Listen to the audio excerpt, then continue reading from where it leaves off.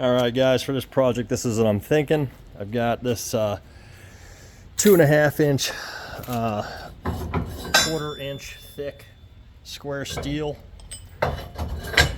carbon steel, and that fits into the OEM Ram 3500 receiver all the way to the back, which is about 6 inches, if I remember right, 6 or 8 inches deep in there. I think I'm gonna fill, because I'm gonna have some extra material from this bar down here. I think I'm gonna fill this with 12 inches of 2x2 1/4 inch thick stock, and then that transitions into this Harbor Freight 1/4 inch, which also has about a 3 inch or 4 inch plugged sleeve right here. You can see where the weld is done here and here to make that one piece. So that one will be pinned in there or permanently welded. Not sure what I'm going to do on that yet. Then this piece of carbon steel is just 2x2, so that goes into the Super Hitch original. And I'm going to cut this guy off probably right around, I think right around the 6 inch mark, maybe a little bit further back. But I want to have some support in here to create a band. So this material is going to come down like a shackle. It's going to be bent around all 3 sides. Bing, bang, boom. It'll be bolted through right here, and I believe bolted through this piece, if I remember correctly, on the original Supertruss design. And then I'll do another one of those wraps over the top of this guy here. So I got this extra piece of 2x2, so that's what I'm thinking about filling either this whole tube up potentially. I'm gonna need a big maul because it's gonna be pretty tight getting that down in there, but it'll work.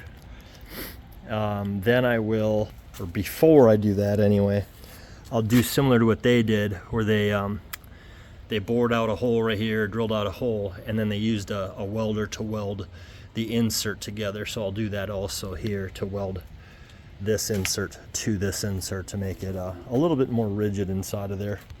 And then once I get that all figured out and welded up, I will likely just shove this bar in as far as I can, because I don't want a lot of flex on this portion. Just right as it is now, it sits right there. So I'll probably re-weld another piece of this steel or something along here just to firm it up. Then we have our variable height hitch.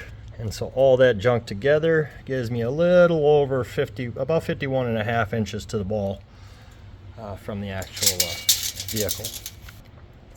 I had this already probably from Harbor Freight, that from Harbor Freight, and then that tubing, this tubing, that plate stock, and this bar stock here. This was all 71 bucks at the metal supermarket.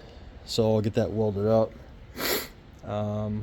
Really don't even need to weld it. I could just drill holes and bolt everything together, to be honest. Then after all that gets put together, this piece will be cut, modified, so that's got some slot holes in there for your safety chains. Will be on this tab here somewhere, in this tab.